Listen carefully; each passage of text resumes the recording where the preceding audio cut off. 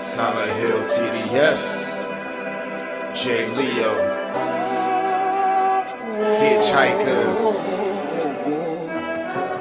check.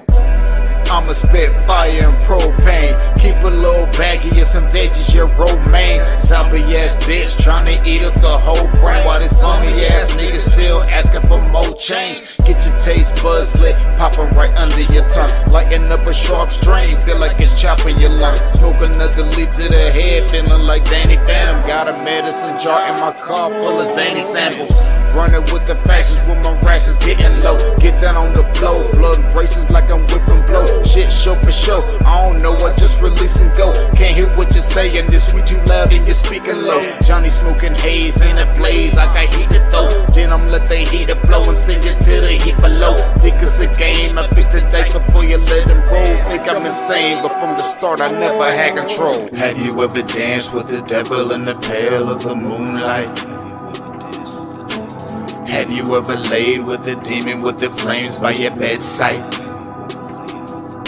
Smoking the air, sipping on spirits, get the mood right, get the crew hype. Middle fingers to the blue lights, dancing on your grave while I gaze into the moonlight.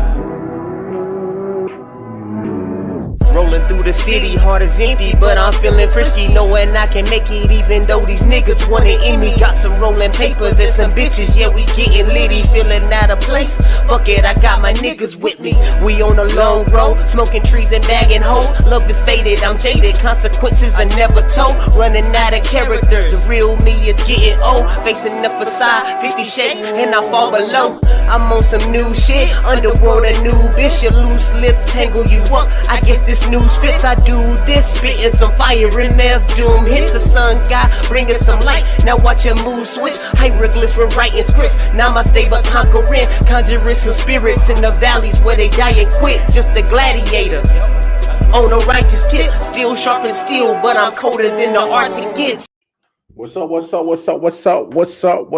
y'all? How's everybody doing tonight? What's happening? Anyway, y'all know how it is. It's Thursday, Thirsty Thursday. It's your boy Welcome on in the building. I.O.W. Sports Late Night Owl Edition, episode 108. 108, yes, it's 108. We climbing up them episode numbers out here. But look, appreciate the love and the support. Thank you for tuning in. As always, that's my guy right there, Silent Hill, aka For That Water. You see it scrolling on the bottom of your screen. Him and J. Leo, Pamela Devil Dance. Y'all go check them out on YouTube. Like, share, subscribe, follow them, show them some love for show. Y'all know the preliminaries. Y'all go to the website, www.iow19.com. Cop some merch, you know. As y'all can see, I'm rocking some I.O.W. Sports merch. Got the bird. Y'all can get some merch from our sister podcast, I Off the Wonder. Of course, Detroit Mail himself has the J. Edwin collection on there. Great shirts, great hoodies. So definitely show some support for that. Man, it's a great Thursday. Ryan, what's up, big dog? How you doing, man? Our Chiefs got an ugly win on Monday, but a win is a win, right? A win is a fucking win. You take it. Especially how the way that our Chiefs been kind of playing this year. You take it how it come, right? A win is a win. So it is what it is. I can go. Well, I did go on pretty much a whole rant on Monday. Even when they win. Yeah. Yeah, I'm with you, Ryan. I'll take it, man. I'll take it. I did go on a whole rant on Monday. And hey, it is what it is. Anyway, now that we got the preliminary stuff out the way, y'all know how we get down on the I.O.W. Sports Show. I gotta do a top play of the night. Just give me a second, bear with your boy. The damn thing didn't want to download. What the hell is going on today? But anyway, here is Wildcard Mar top play of the night. Let's go ahead get my ass about the frame.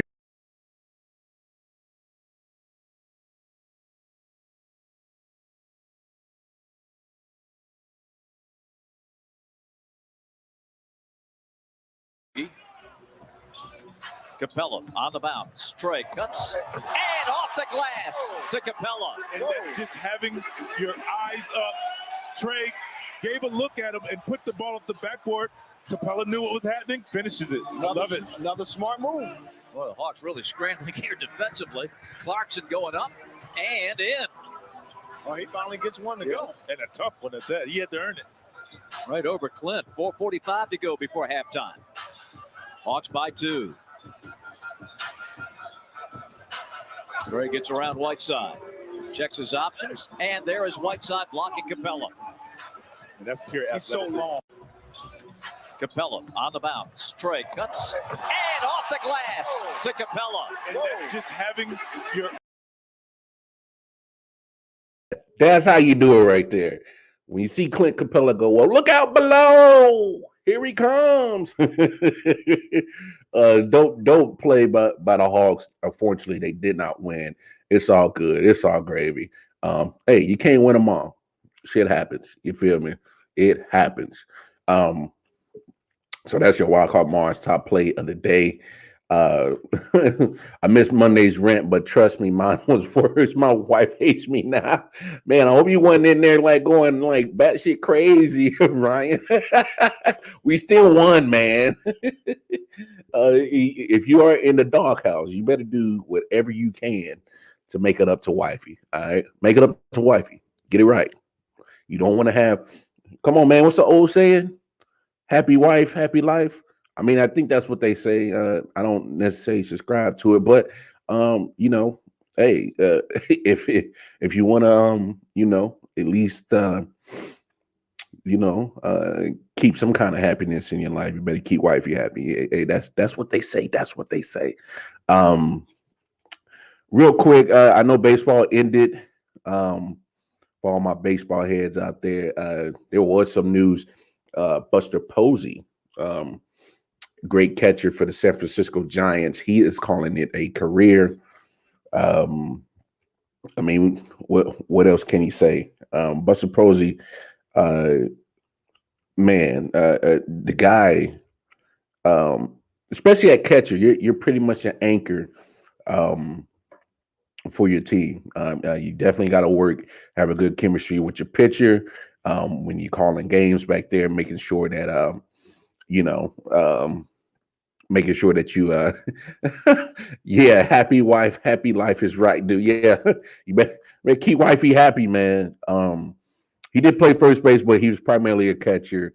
I'm trying to pull up the rest of his stats right here. He was drafted in 2005. How many years did he play? I'm trying to find it. Been an MVP, Rookie of the Year, 7-time All-Star, 3 World Series titles, Gold Glove, 4-time Silver Slugger, batting title, and that's all at catcher.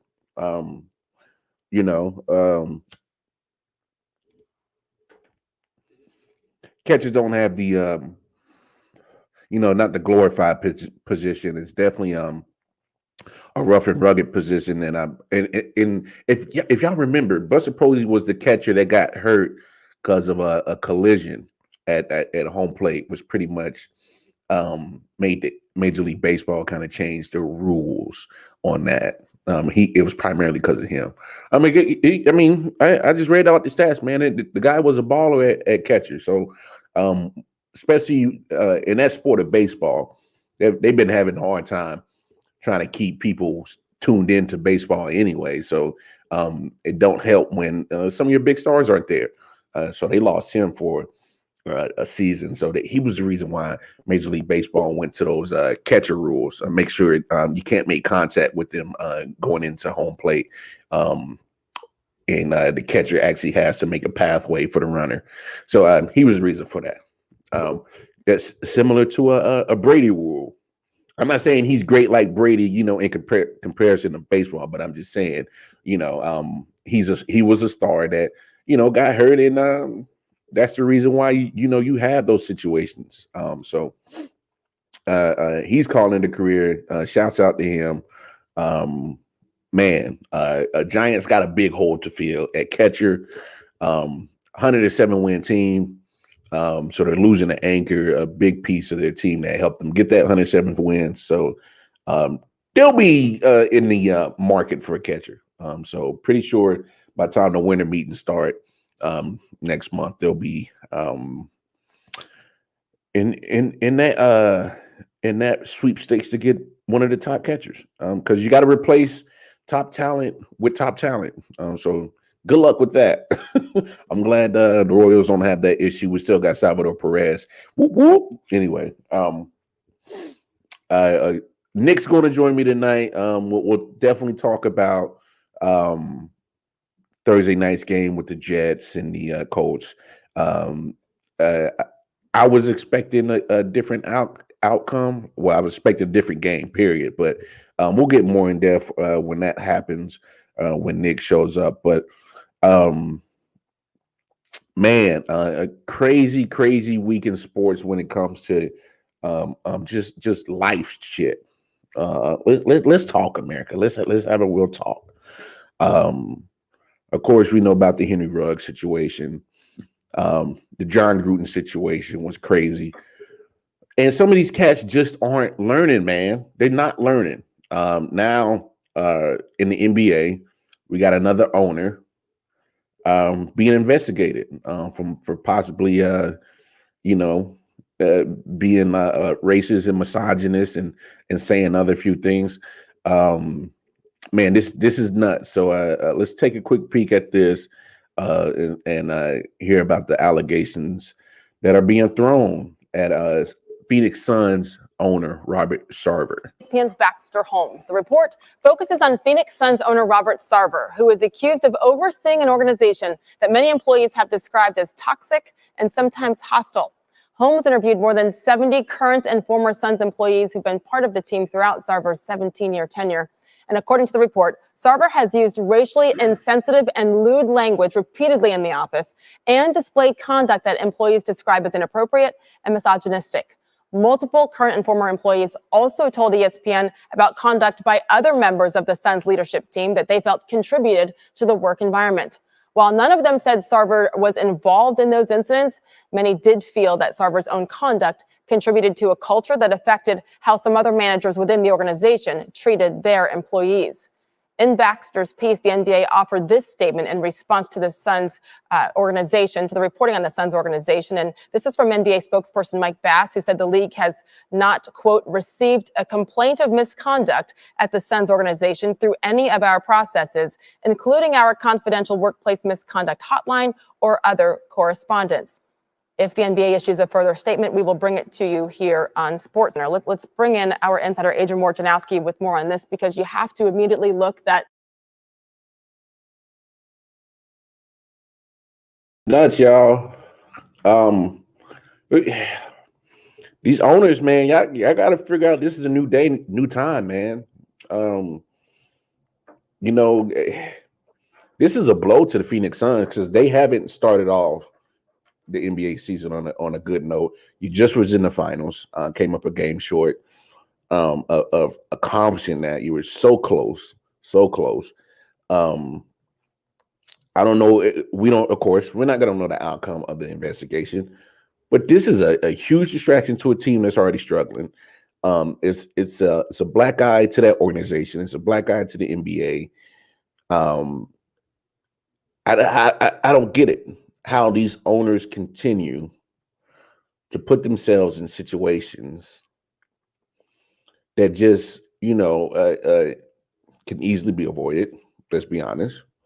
It's 2021, y'all. Like, you just can't talk in an office in a corporate setting like that, like you were, like it was back in 1950, 1960. It's not like that no more. And oddly enough, Chris Paul is on this team again. Excuse me, if y'all remember, he was part of the Clippers when Donald Sterling was video recorded, not video recorded, but audio recorded of him saying some real racial and misogynistic shit. And the NBA made him sell his team. So I say that to say this: at the end of the day of this investigation, and if the accusations and the NBA is able to prove that this was the type of work environment that was there, don't be surprised if they make him sell his team. Because what the NBA did and what Adam Silver did with the Donald Sterling incident is he set a precedent of how they're going to hold people accountable for that type of behavior and workforce. So don't be surprised if he gets that team taken away from him.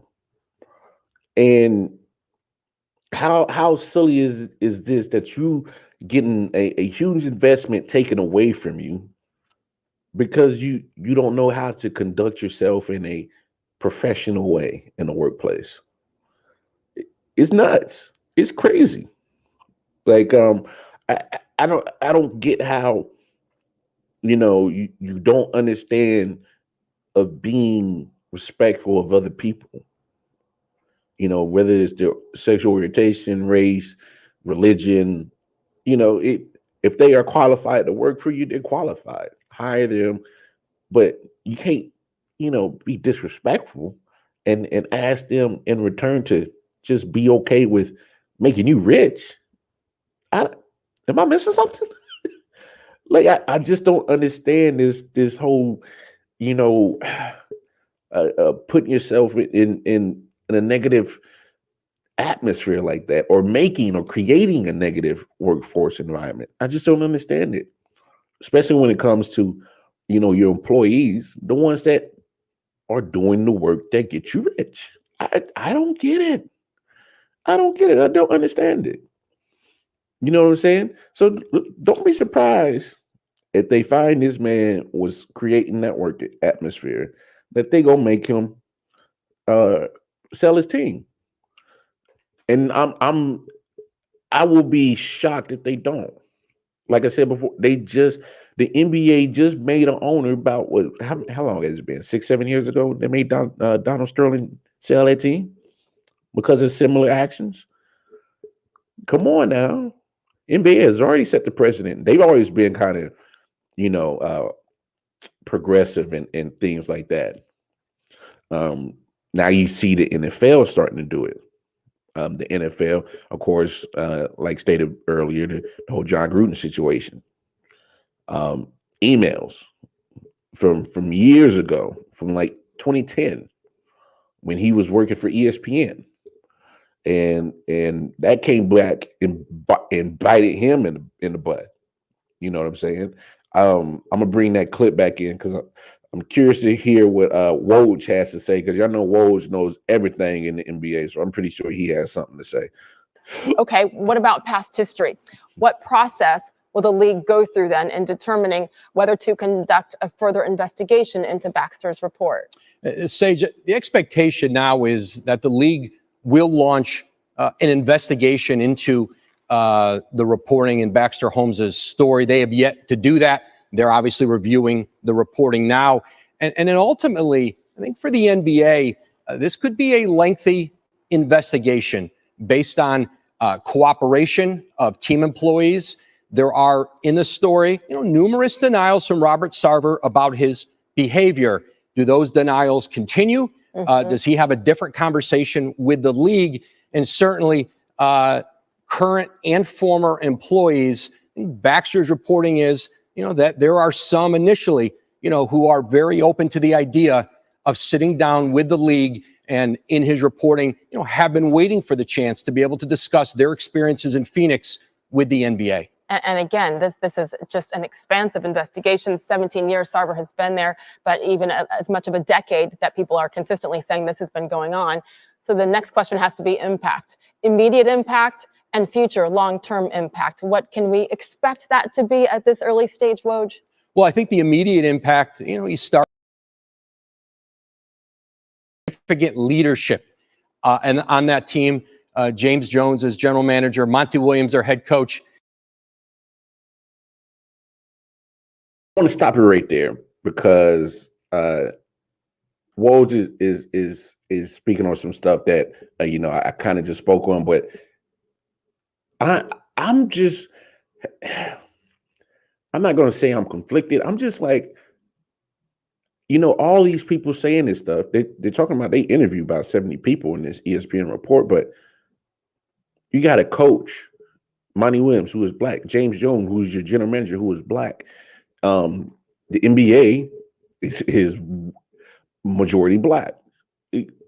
I just don't get why these comments would even come out your mouth. It's a slap to the face to a lot of people. And the misogynistic comments it's a slap to women. You know, that's so disrespectful to be misogynistic in the workplace. A woman is trying to make a living. She got bills. She got shit she got to take care of too. And this is going on in your workplace. I definitely want to play the rest of this clip just for a second because I want to hear what Woj is going to say on this situation right here and the future of this investigation. And Chris Paul, the star player in Phoenix, you know, who was a leader of a Clippers team, you know, that were part of a similar NBA investigation into Donald Sterling. So he has been through this. You know, James Jones, Monty Williams, I know that they have talked to their players in the lead up to this story about how they might react, but certainly we'll see how they view things. And then longer term, listen, the Board of Governors, the other NBA owners are certainly going to have opinions about what they see in the piece. And then I think leaning on Adam Silver and the league to conduct an investigation, see what they're able to find out additionally or what's corroborated in the reporting. And I think this is a story that's going to be with us for some time, Sage. It sounds like it. And then the immediate domino effect on the players and the coaches who still have jobs to do, right? Immediately. Yeah, similar to what I just said. That's it's a distraction now. And the Phoenix Suns just haven't started off on a good foot anyway. But I'm gonna bring Nick in, and man, Nick, we got another owner. Just can't keep his mouth shut, man. I'll just say it because I know you can't, and this is why you bring me into the show. Mm-hmm. Rich white people are just fucking assholes. That's why I'm here, right? I gotta say the shit that you can, and this guy's a fucking piece of shit. If I'm wrong, I'll never say it again. No, I'm saying when are these people going to learn that this is 2021? The times are changing. What do you mean, these people? you got owners. Did they not notice that John Gruden probably won't never coach in the NFL again because of that situation? But let's be real. It probably all happened before that point in time, right? Mm-hmm. And now you got the first domino to fall was John Gruden. Mm-hmm. And now all of a sudden everyone else is like, you know what? Yo, let's raise a flag on this motherfucker too. And I apologize to everybody. Game was 7-7. Mike White throws a touchdown. We'll get to that. We'll get to that. I know, but anything I say right now can't be held against me in the court of law because man, I thought we had this, so I'm pissed off at the world right now. But it doesn't give anybody a free pass, right, man? Yeah, when you're in a work environment and when you're in an ownership position, mm-hmm. it doesn't give you free reign to shit on people. And I say kudos as somebody who's a bottom tier person in life. Hats off to people for raising the red flag on these people who that just think they can shit on everybody below them. So if that's what you're about and that's what you do, I hope get out of here. Everybody gets exposed. Number one, Jerry Jones. Fuck that motherfucker. He probably doesn't play anybody. And peanut butter whiskey to everybody on the fucking podcast. Yeah, this is going to be an interesting show. Nick went from water to whiskey. It's going to be an interesting show. But yeah, man, it's no place for this mess.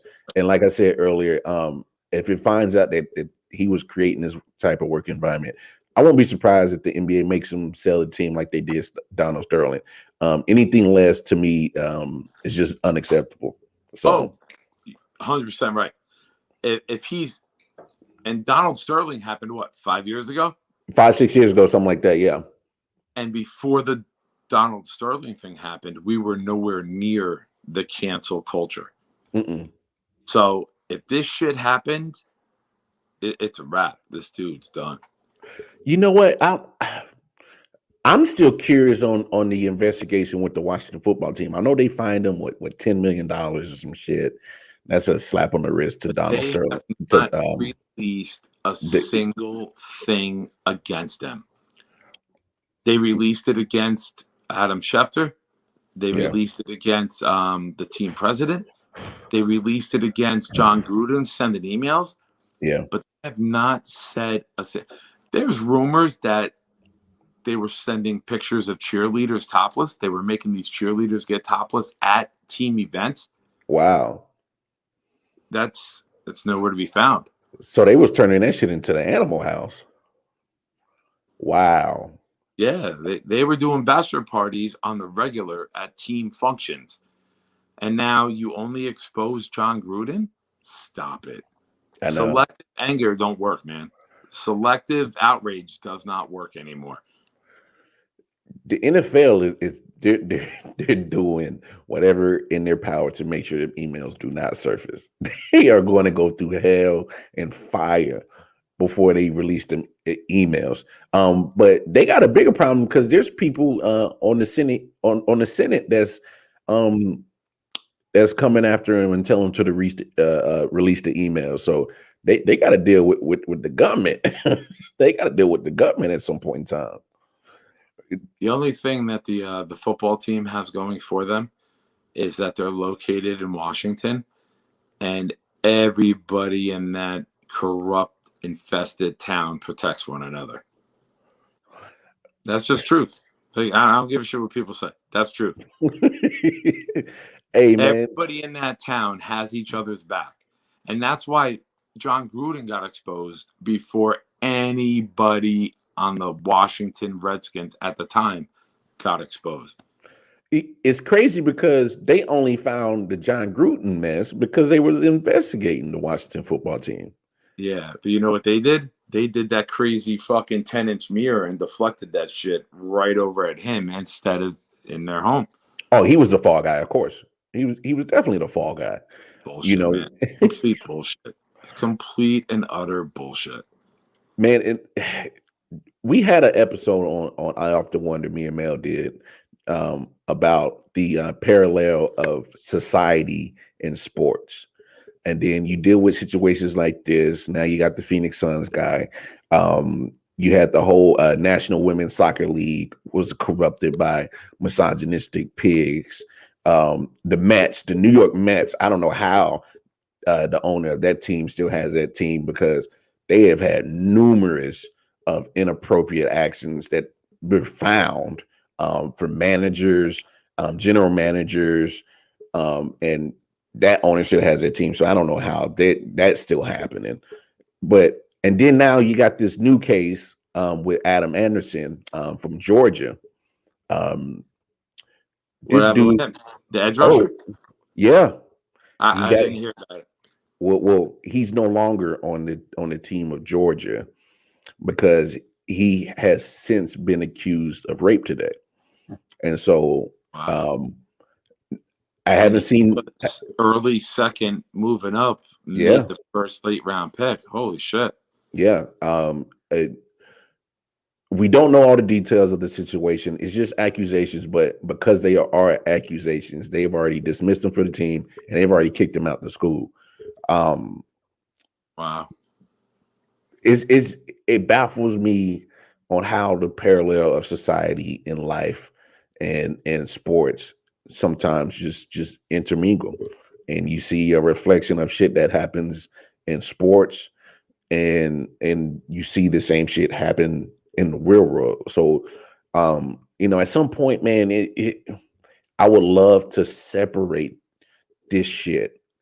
I would love to weed out the shit that society and the negative shit that happens in society and not let it linger into sports. But right. I mean, it's also there's two avenues on that, right? Yeah. It's accused and guilty of. And we live in a knee-jerk reaction, Twitter, draw your line in the sand instantaneously type of world, where if you're accused, listen, the latest thing in sports, Henry Ruggs. There's no denying that. That shit happened. It's not he said, she said. But now you look at something with Anderson, and I don't know the details. If I'm speaking out of line, tell me, it's your show. But when you're accused of something, how do people cut ties immediately? You should, in reality, suspend somebody and say, we're going to listen to all the facts come out. We're going to gather all the information as an organization, as a school, and we're gonna see what the facts are. Yeah. And I agree with you there because the knee-jerk reaction of the sports world is, oh, we got to cut ties. He did something wrong. That's not always true. And that's almost sad because I don't know the info. So if the kid is innocent, it's fucked up his life on something. And I don't know. And if it's true, with the drawing the line in the sand instantaneous. And I agree with you at that point where if it's just an accusation, I understand suspending them, keeping them away from the football field. Definitely suspend his time at the school, but just to like immediately just kick him off, kick him out the school. It's that's not really showing support.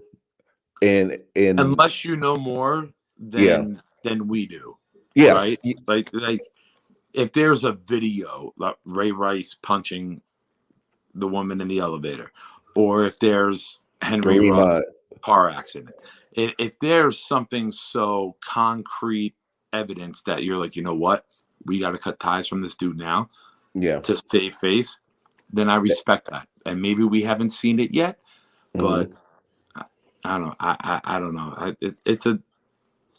It's a fine line to walk, right? It is, because we're not gonna know all the facts outright. They have to corroborate the young lady's story.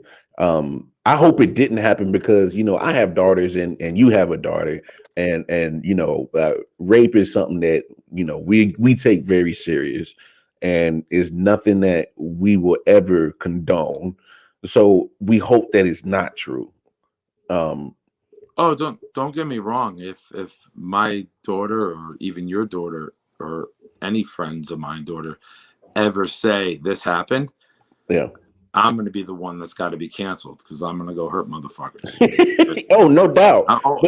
I make jokes, but I'm not joking right now. Like, because this is a serious matter for both parties. Like you want to keep when that. you accuse somebody, you're putting their life at risk.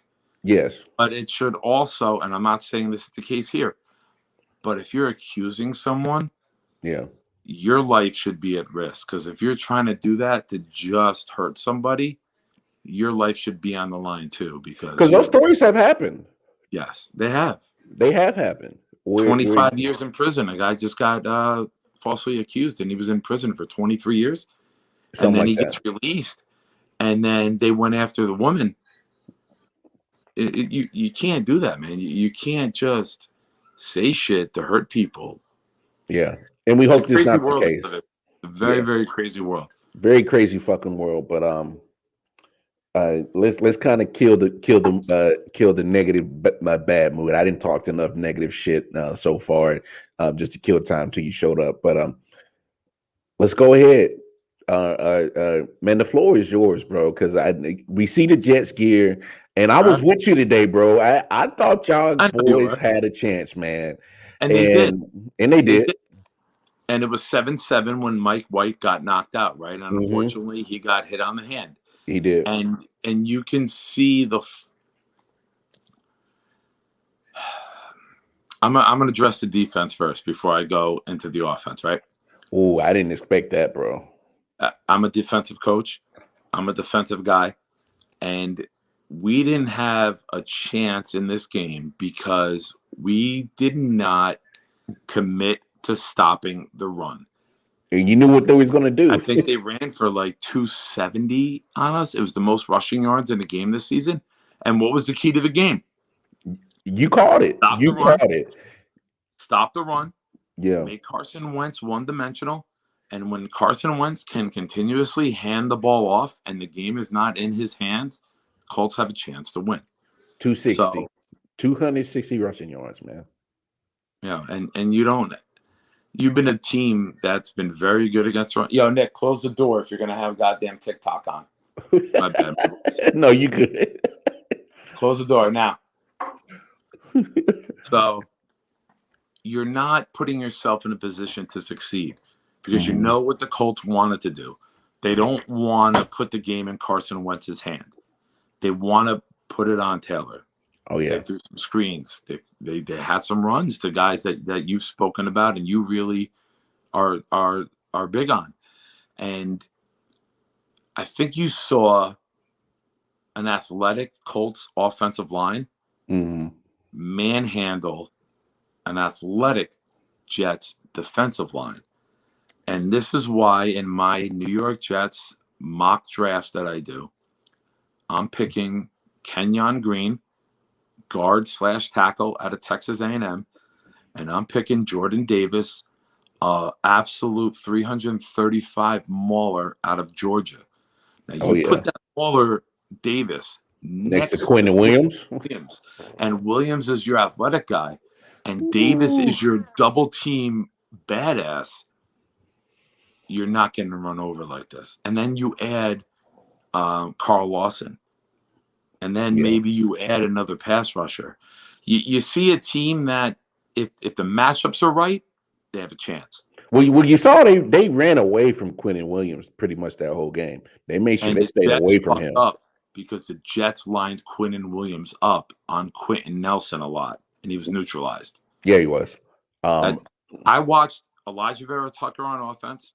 Yeah. And I watched Quentin Williams on defense. I watched the trenches. And they were neutralized. And it was not a matchup in their favor tonight. Hey, how often do you say it, bro? You got to win the trench war. You got to win the trench war. I mean, any time you allow just one man, first of all, out of 260 yards, Jonathan Taylor rushed for 172 on 19 carries. And he had touchdowns. 78 on one run. 78 on one. And I mean, Naheem Hines had 6 carries, 74 yards. Yeah. Quincy Williams, Quinnen's brother, is undersized. Yeah. Mosley's undersized. Gerard Davis, who we got from the Lions. No offense to Mel, he looked fucking slow. He couldn't get out. I mean, it was a bad matchup for us. And what I said earlier on the 4:00 show, everything I thought could be a benefit to us was almost like a kick in the ass, because your physicality that you showed last week against the Bengals backfired against you tonight because the Colts were quicker than you. Yeah. So, I mean, it's Becton's out. Your center McGovern is slow. Van Rotten, who is the worst guard in the fucking NFL, at right guard, got manhandled tonight. Sound like he's rotten. Rotten. Oh, his name's Roten, Roten. But every time I speak about him, rotten. Rotten. He's rotten. When you can't win the trenches and you go from your second string quarterback to a guy, Josh Johnson, that was a walk-on. Yeah. Or not a walk-on, but a practice squad player. He's your third string. You already had your third string quarterback. You don't have an advantage when you get that far down the depth chart. And they scored the touchdown to tie it, and unfortunately, White got hit on the wrist. I don't know if he broke a bone or a ligament, but when you keep going that far down the depth chart, you're out of luck. Like you maybe caught, like I said earlier, maybe caught lightning in a bottle with White. But you know what? I got to give you some positivity on Mike White. He was looking damn good. He was looking good. He got the football moving. Unfortunately, they got the drive got stalled on the first drive, but the second drive, they're already down 7-0, and then next thing you know, Mike White takes them straight down the field. And a great play too, right? Yes, on that wheel route. Elijah Moore hit the slant and hit the corner. Yeah, and White looked it off like he had no idea what was going on, and then he came back and found it. That was a great play. It was a very good play, and sadly, it might be his last. Don't think I'm crazy for this. Don't think I'm crazy for this. Go ahead. I probably am. If Mike White is able to prove that he's healthy and Zach Wilson comes back, would you be opposed to just wouldn't? No, I'm not. I don't even need to let you fit. I'm not opposed. I'm not. That's fair. That's fair. Here's why. You're coming back, and I even know where you were going. For those who couldn't pick up on it, he was going to say, do you let White play when he's healthy? Wilson, even though he won a game against the Titans, next Sunday, whoever's healthy 11 days from now gets to play against the Bills. Okay. If Wilson can't go, White steps in. If White can't go, Wilson steps in. But then after that, you got Miami. That's a winnable game. You got Philly. Winnable. And you got Houston. Winnable. You play the guy that you believe. If you go out and you lose 44-6 with Zach Wilson, the quarterback, against the Bills, guess what? Mike White gets the call against the Dolphins. Mike White beats the Dolphins, he gets the call against Philly. I think it's Mike White's job. God forbid he's got a broken bone and he's out 4 to 6 weeks. Then you got to ride with Wilson. It's a no-brainer, right? Yeah. But if he's healthy, I think it's his job to lose. Hey, I had to ask because it's not far-fetched. Not a Patrick Mahomes. No. Zach Wilson is not a Tom Brady. He's not an Aaron Rodgers. If Mike White is healthy, I really, truly believe it's his job to lose. And if he can't go, Wilson goes. But I think he gets the backing of the organization until he doesn't. You get what I'm saying? Yeah, and here's the thing. I don't think it hurts Zach Wilson to just, let your body rest because you've been taking a beating. He's been taking a beating.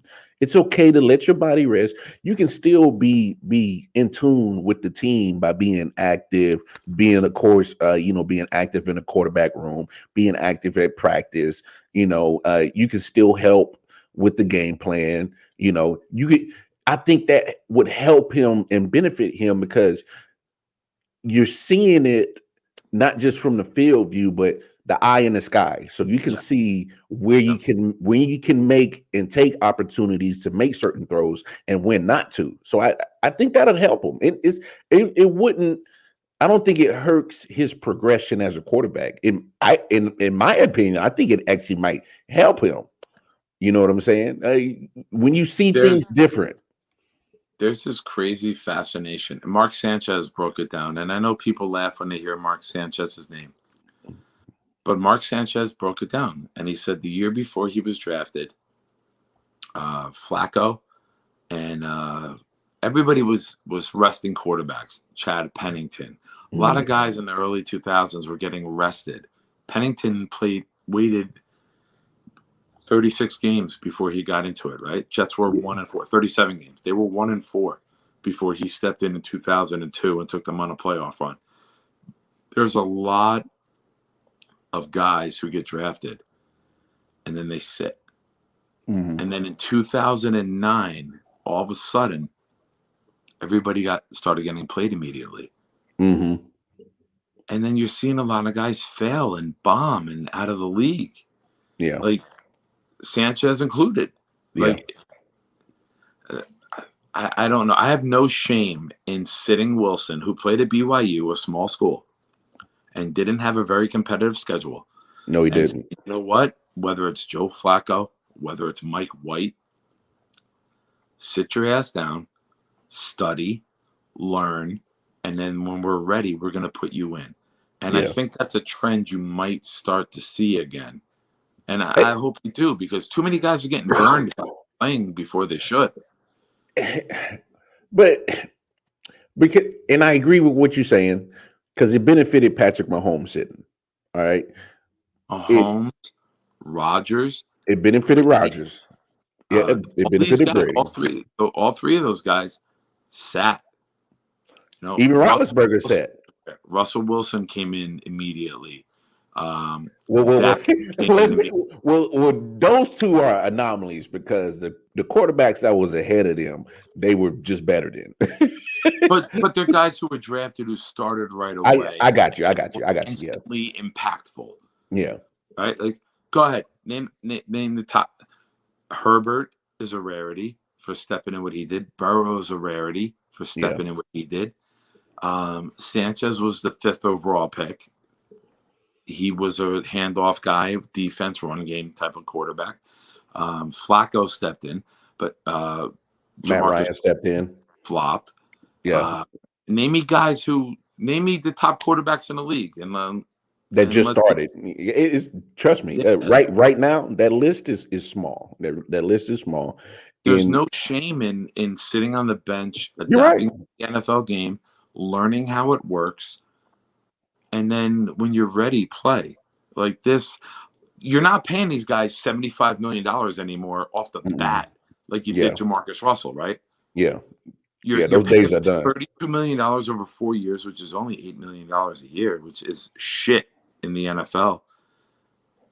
Matter of fact, Matthew Stafford was probably was the last quarterback that got one of them big ass contracts without unproven shit. I think the last 3 before that, it was Jamarcus Russell, Sam Bradford, Stafford. Oh my God, Sam Bradford.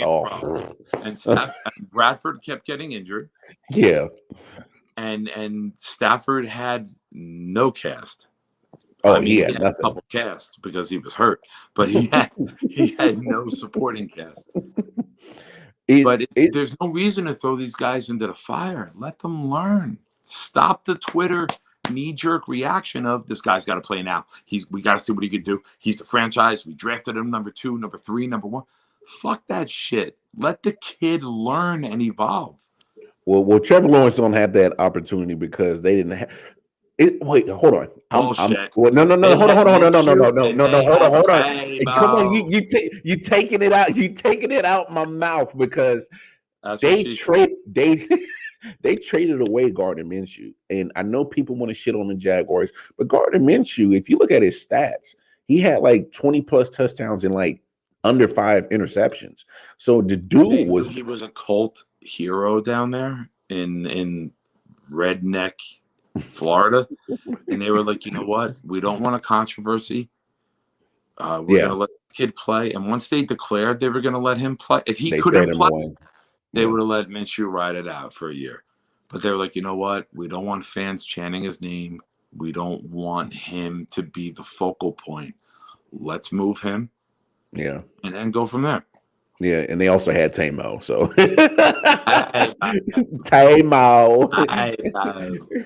Inside joke. So if y'all voted to tune in to 4:00 show, it's a mash of Taysom Hill and Tim Tebow. We call him Tamo now because they are sure below the Mason Dixon line. It's Tamo and peanut butter whiskey. It's a y'all. But look, man,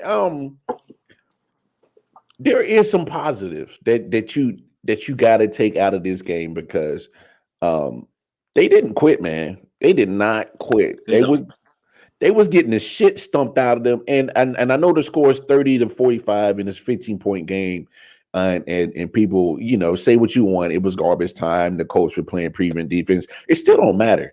They moved the ball with Josh Johnson, a third-string quarterback who's primarily threw for 335, right? Yeah, he threw three TDs, and the only pick when you get down by that many points, it's almost prevent, right? Oh, it's definitely prevent. 80s football with Dan Marino against Ken O'Brien. One of them would be up by 30, and then the other one would throw for 400 yards, and they still lose by 13. The crazy part is. The only interception he threw was off a fluke tip, and the Jets were driving, and they would have scored. That'd have been a 1-possession game. So you gotta. if there's anything I want you to take from this, Nick, is that positivity of that your team did not quit. You don't see that with a lot of these teams in the NFL. I'll say it. I don't see it in the Chiefs. I don't see a lot of fight in them motherfuckers. I saw some fight from the 2-6 Jets that I wish that the Kansas City Chiefs would have. And what do you take out of that, right? You take out of it that it's a young team. Yeah. They haven't completely evolved yet. They don't know who or what they are. What have we been saying lately? Identity. Who are you? Identity. Yeah. You're a young, scrappy team. You're the basketball team that dives for fucking loose balls. You take charges. You set screens when they don't expect you to. You roll to the basket. Hey, take a puck to the gonads just to make sure to block the empty net. I'm not You know what I'm that. saying? I know. I still got to use that thing, right? I don't know how you operate in the South, but I'm not doing that. But you look at the team, and you see a team that may not have elite talent, but they got elite effort. Yeah. And once the talent level matches the effort, oh my gosh, level, you're looking at a team that can shock some people. 2 to 3 years. How many teams can go out and win with their fucking third quarterback? Hey, not a lot. And y'all were, hey, he brought y'all back in the game. The Colts. No. What I'm saying, just of course they were. I mean, bro, it was fucking 42 to 10. You call off the dogs. You play 3 safeties deep, and you're like, hit whatever you want underneath. And Josh Johnson did that, but he took some shots that too. Game was tied when Mike White went out, and I think not only Jets fans, that took the air out of y'all. I think, oh my God, when I saw that he got hurt, man, I almost threw my fucking kid out the window on the second floor. These are jokes, y'all. These are jokes. Y'all no, relax. They're not. We were fucking he's like, Daddy, what you got? You want to come at this? And I was like, fuck you, kid. I'll fight you. I'm not afraid to fucking fight a 13-year-old, man. His mom lives 3 miles away. By the time she gets here, it's a wrap. But, I mean, I'm saying it jokingly because people are watching, but I'll fuck that motherfucker up. But these are jokes, y'all. Y'all relax. How many teams are going to win with their third string quarterback? There's not many, right? You got to be a loaded team. Let's be real. You need a perfect storm for your third string quarterback to win a game, and that he wasn't even expecting to play. It's a shame. It's a shame because as excited as I was to watch this game, it was like the carpet got ripped out from under my feet before it even started going. Early too. It was like halfway through first quarter by the time they pulled him out. Into the first. I think there was about 2 minutes left in the first. And yeah. I mean, it's bad, man. That sucks. Yeah, that was a big blow, man. We're not a deep enough team to lose games against the other team's top players. So when you start losing player after player, it takes the wind out of your sails very quickly as a fan. Very Thank quickly. God for peanut butter whiskey. Hey man, I'll be in Jersey around Christmas. So you save some of that peanut butter jersey for me. Ah, for real? Where at? No, yeah. My old lady, her parents are in Tuckerton. So pretty much they're like 35 minutes from Tuckerton is down by Barnegat, which is exit 68. But Tuckerton is like off the Garden State Parkway. Yeah, it is. 69. So you're about 70 minutes away from me. Because you're more. Are you more what Northern Jersey?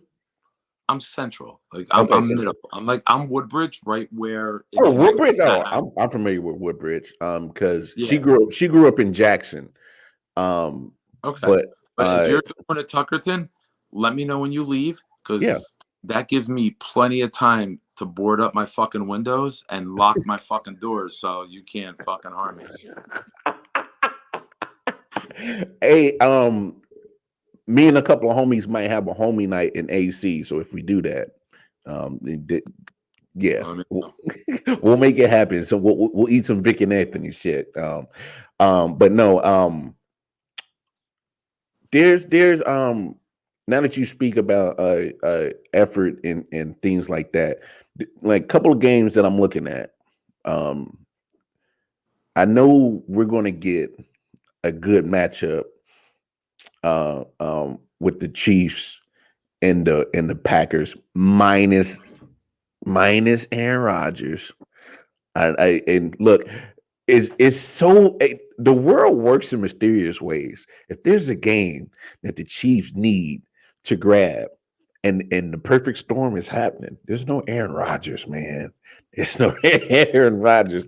This might be the game that those sons of bitches might get back on track, and then they might make some more noise. Is this the game? Is this the game they got to win? You know, I'll preface it with this, right? You know I love you. You know you're my boy.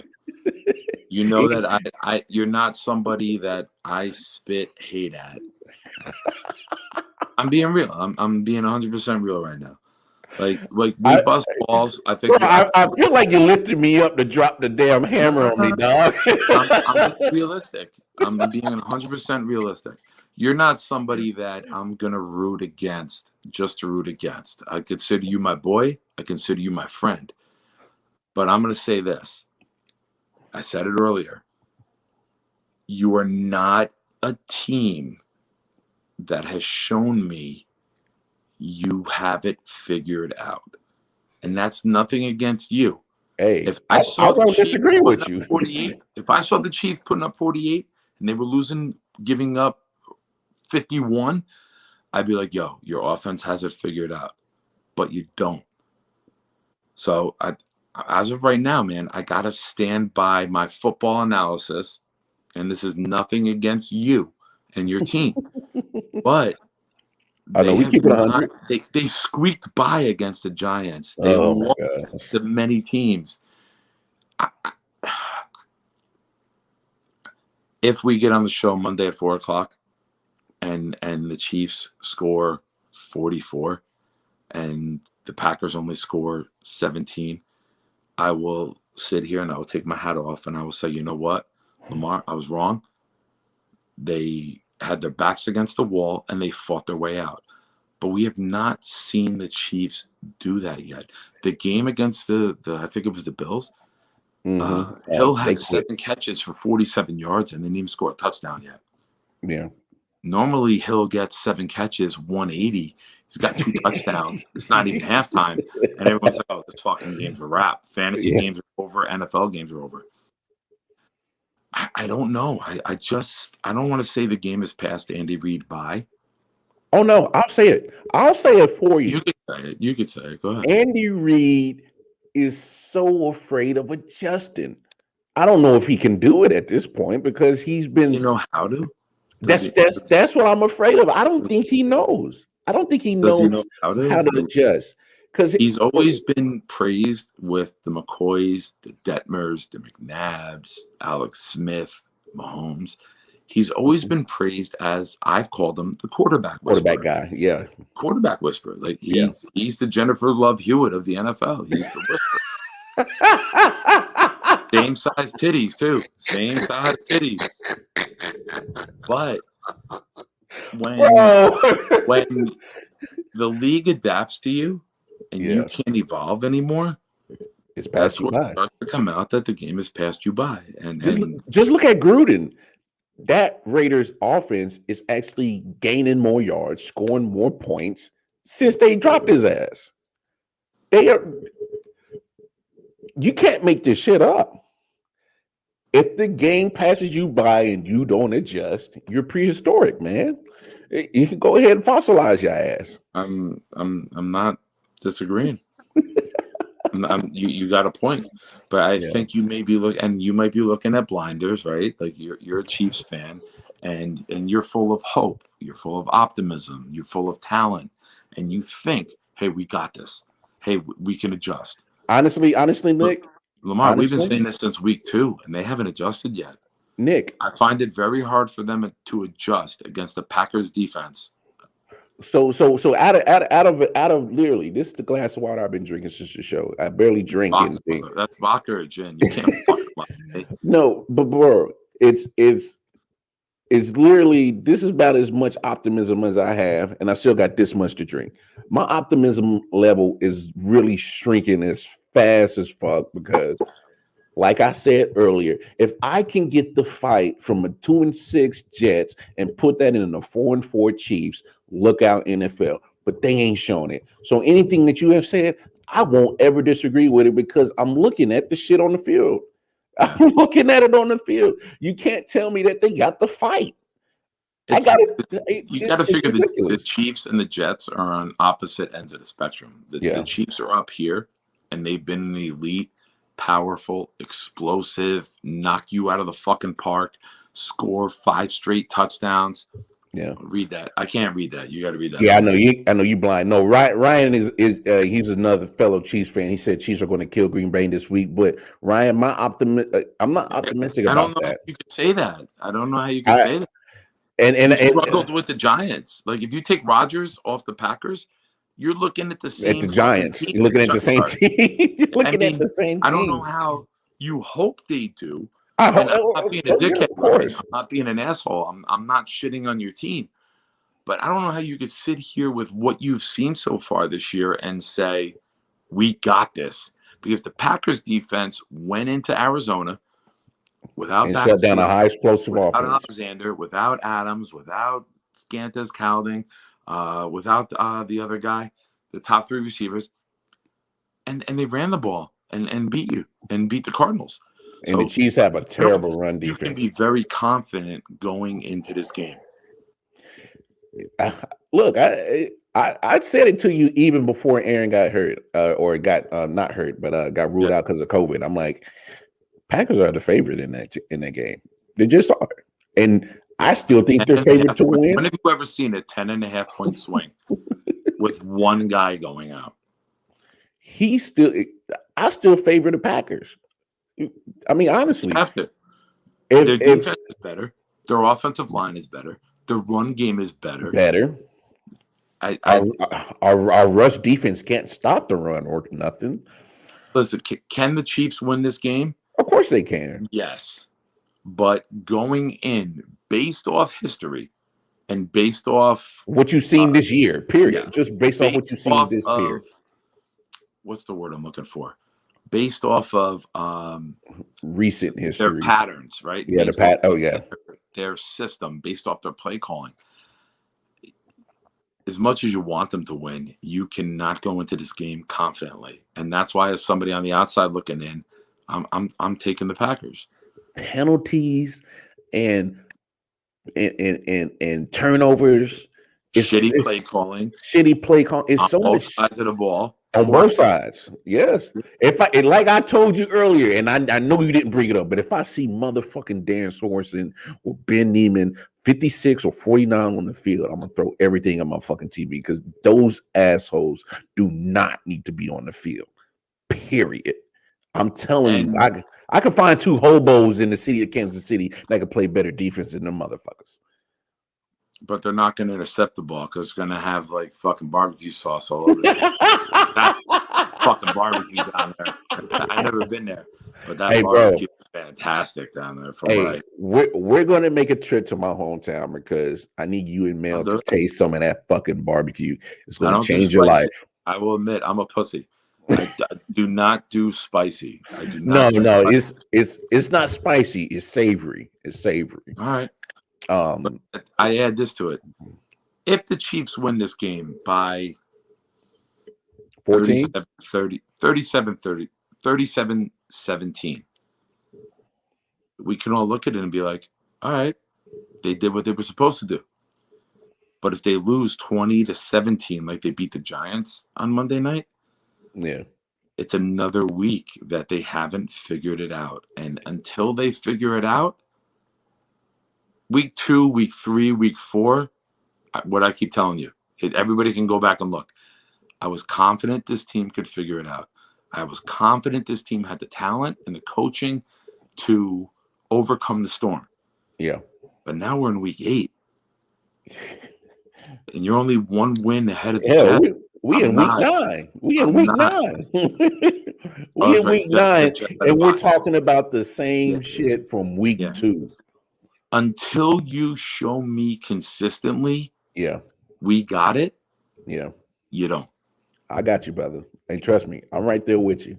And it's coming real pathetic, because what's the definition of insanity? Doing the same Repeating shit the same thing over and over, expecting the expecting a same different results. outcome. Yeah. And that's what they're doing. Exactly. So, and we're When gonna I leave see it. Mahomes 3-step drop release, you know what I want to see? And I'm not saying this to be an asshole, and I'm not saying this to be a wise ass, but when I could see Patrick Mahomes evolve and start to play like Tom Brady, start to play like Big Ben for 8 of the last 10 say seasons. pre 2016 Ben. No, but when I could see a quarterback get the ball out of his hands, Yeah, move get the out quick. chains, be proud to play the small ball, right? Drop a bunt down with a guy on second, move him over, hit a backdoor screen in basketball for a layup. I'll be more confident in them. But I'm not there right now, man. I'm not, and I don't want to keep getting burned by it. And there's no hate on you. It's not like you're winless, like Mel. Fuck Mel and his fucking goddamn Lions.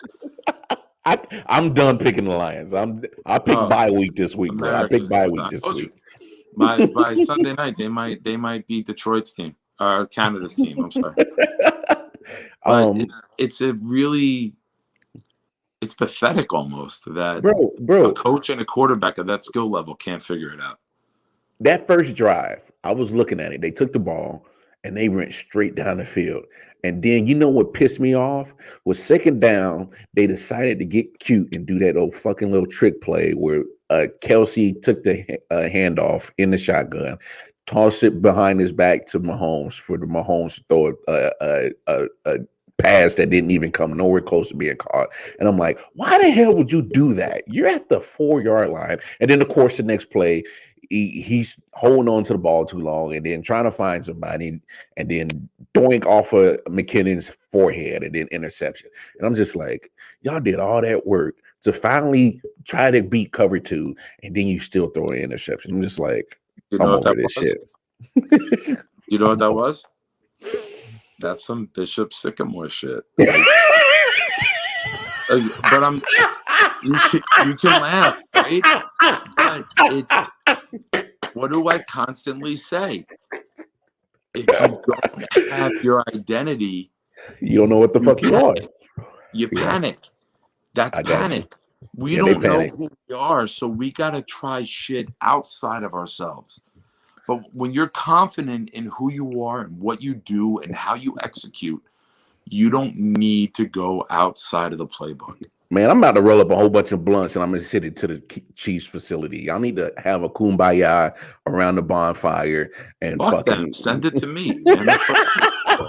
Hey, I need my team to start winning, bro. Yes, because this motherfucker's been breaking my motherfucking heart. Oh shit! I know we over 8 minutes, but damn it, I don't give a fuck. That's what happens when I'll you talk get with to 4 good. in the morning, man. I don't care.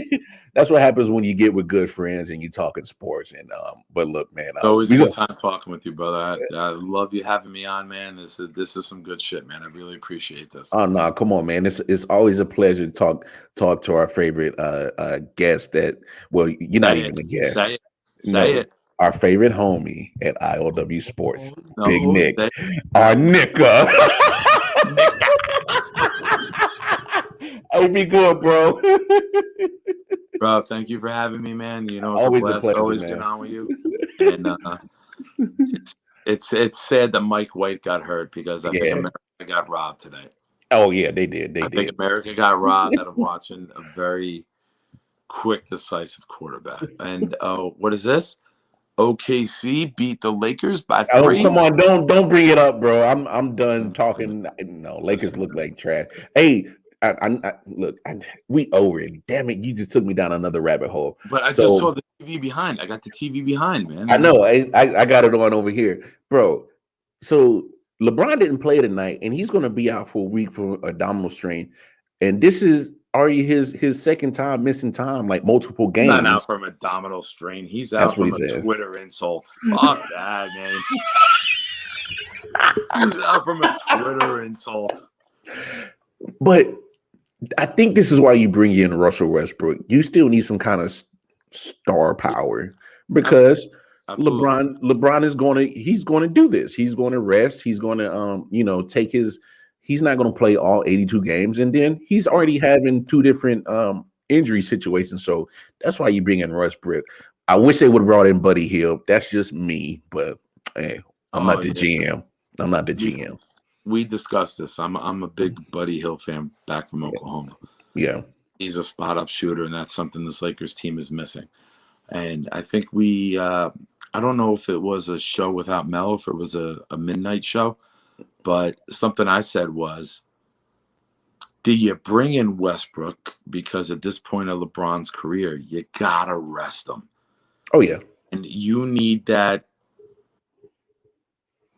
not superstar, but you need that someone that can hold it down.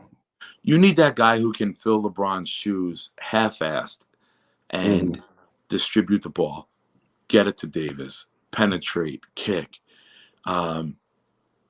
They play well when they're together. Yeah. I don't think they have it figured out when he's not there because listen, what is that fucking team? That team is, if LeBron's not there, it's Westbrook, 24 points, 11 assists, 9 rebounds. Davis 10 has turnovers. Yeah. 10 turnovers. But Westbrook is a poor man's version of LeBron. Yeah, he is. And if Westbrook was 7 inches taller, he'd be a monster. LeBron, right? He's LeBron. He is. Yeah, he is. He's aggressive. He's powerful. He gets to the hole. He can finish. But I don't know. I don't know. Like, I got to see what they become because right now it's it ain't looking too high. It's the Riddler. It's the Riddler, right? It's the Riddler. What are you? Question marks everywhere. You don't know. And what was the Riddler? He said some shit, and you have no idea what he meant. And I think that's what Westbrook is, filling LeBron's shoes right now. Yeah. Too bad they're in a tough division. Golden State's already off to a 6-1 start. They're off to a 5-4 start. Fuck them, but they're fucking softer than Jello. Who gives a shit about that? All right, man. I'm gonna call it a wrap, man. Like I said, man, always love having you on, big homie. You know we can always talk sports all night. So hey, whenever you want on the show, you already know. Let me know. I just want to tell all the listeners, you see this? I man the fuck up. I sat here. I didn't cry, but I will be crying into this fucking pillow for 11 days over the day. Yo, you got a bye week to stew on that, bro. Enjoy that. That just means there's more time to cry, motherfucker. All right, my I'll brother. be texting you. Yo, I can get a new quarterback. What am I doing about these legs? I love you, buddy. Thank you for having me on, man. I'm sorry we didn't deliver a victory. The show would have been much more entertaining if we won. Man, but, I was rooting for your boy. I was like, man, come on, man. And then right when I saw Mike White grabbing his forearm, I'm like, no, come I was like, let it be your left arm. Let it be your left arm. Yeah, let it be your non-throwing arm, bro. Oh man, it was disheartening, man. It was. Hey really... man, go finish that peanut butter whiskey, man. It'll wash all the sadness away, bro. You be good. It's like empty. Cheers, brother. Love you, bro. We'll talk soon. Enjoy the weekend. Yes, sir. All right, peace. It's a wrap, y'all. I.O.W. Sports Late Night Owl edition. You know how me and Nick get when we get together. We could talk sports all night, but we're already 14 minutes over. I know I'm supposed to stick to an hour, but shit happens. Anyway, I will be here tomorrow, episode 109, God willing. I do not have to travel this weekend, so I will be here for sure. And we'll talk some more sports. Y'all make sure go cop some merch, some I.O.W. Sports merch, some After Wonder merch, some J. Edward collection. Go get the app. You see it scrolling on the bottom of your screen. I.O.W Network app is available in the Google Play Store and the Apple Store. Hey, y'all, it's been real. Y'all go enjoy your fantastic Friday. Love y'all. Peace, world. Yeah. Sound like LTD this. Let's get it. Let's go.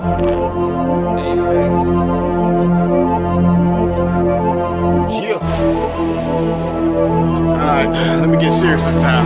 Yo, I'm on my God of War shit. All the war spits, let the bass kick, nigga, feel the fucking floor lift. Watch your pores rip from these razor blade fingertips. Smoke hit your face like a hammer fist. Outstanding with suicidal flow. Nose diving to a free fall. Speedball, cannonball, jerking out on Adderall. I just watch the bodies fall. Supercharged like Dragon Ball. When I spit this fire out my mouth, you hear the dragon skull. Daily witness supposed to nip just off of this and woven silk. Grind the rappers flesh in the syrup and call it muscle milk. So nutritious, my hunger forever endless. I'm vicious and bloodthirsty, my nigga. I handle business pretentious, I leave them injured. Eating figures for dinner, underground like not the splinter. Then hibernate for the winter. Illiterate, so I can give a fuck about the sentence. Belligerent, so I don't give a fuck about repentance. Johnny plays with a bag of haze over roast spirits. I'm forced to be reckoned with when I'm beating all limits. These lyrics are packed with venom. Rattlesnakes in the kitchen, cooking the recipes full of poison. I leave them finished. Come to punches, yo, I only landed threes. These thick fried MCs is copping plan B. Never was a M fan, they can't stand me. Been dope since before Hope sampled Annie. If it's smoke, I ain't gon' blame the jammy. Cause folk, my hands is nicer than your granddaddy. Don't spar unless you a piece and a half. If you same boat when I put beat on the track, I fuck MCs up, I'm bringing evil back.